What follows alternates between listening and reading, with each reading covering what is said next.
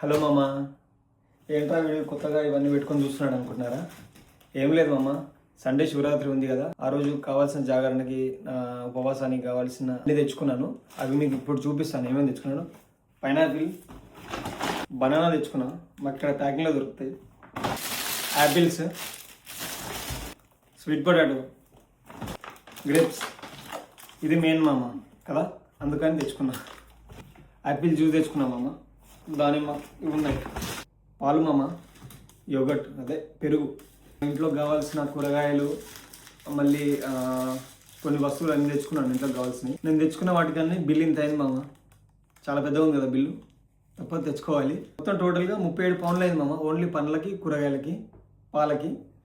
37 పౌండ్లు అంటే India currency ఎంతో ఒకసారి కామెంట్లో చెప్పండి. ఇది మామ ఈరోజు మన సరుకుల ముచ్చట. ఇంకో ముచ్చటతో మళ్ళీ కలుద్దాం.